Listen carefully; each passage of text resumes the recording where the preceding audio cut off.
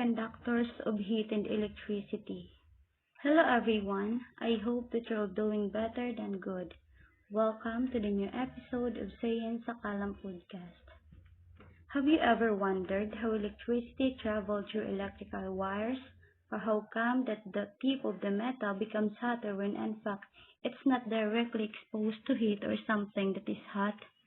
And in a more horrible way, why does electricity travel all throughout the human body when only a part of it is exposed or in direct contact to electricity?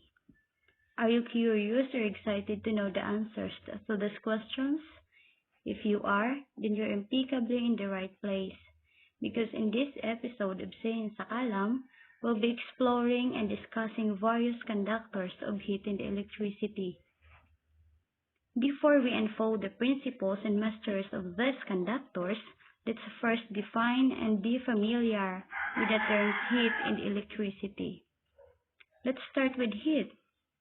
When we are outside, cold wind makes our body cold. Then, we might make a fire so that the fire will make our body warm. Heat is a form of energy. We feel heat energy as heat. Heat always moves from warmer objects to colder objects. For example, we feel warm when we are close to a fire because heat comes from the fire to us. Why does our palm become cold when we hold an ice cube? This is because heat moves from our palm to the ice cube. In other words, your palm loses heat while the ice cube gains the heat. On the other hand, our palm becomes warm when we hold a cup of hot water. This is because heat moves from the cup of water to our palms. There are many kinds of sources of heat such as the sun, electrical appliance, and firewood. These heat sources basically change energy such as electrical energy and chemical energy into heat energy. We feel warm or hot when we stand in a sunny place.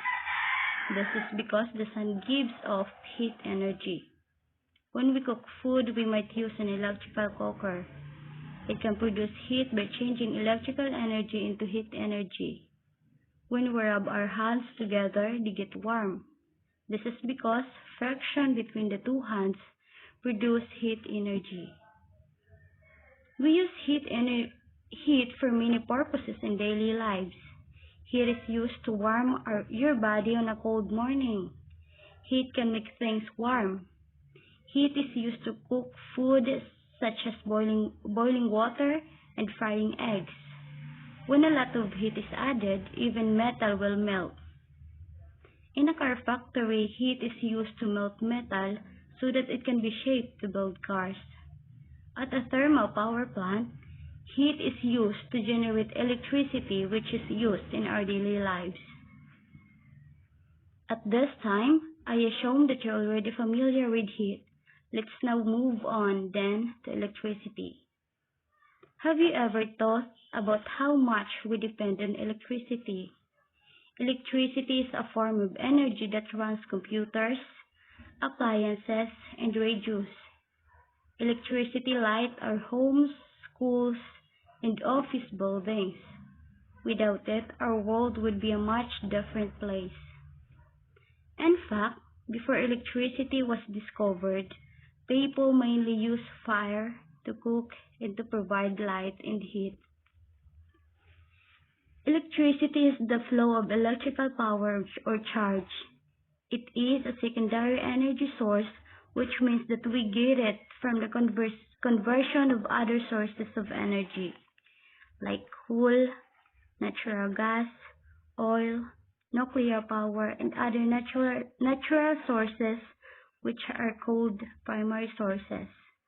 The energy sources we use to make electricity can be renewable or non-renewable. But electricity itself is neither renewable or non-renewable. Electricity has become an important part of our lives. You might know that the use of electricity often involves wires. But how do you think electricity travels through these wires? How does it produce other kinds of energy like light, heat, and sound? Heat and electricity play an important role in our lives, aren't they? You can now share the importance of heat and electricity to your friends.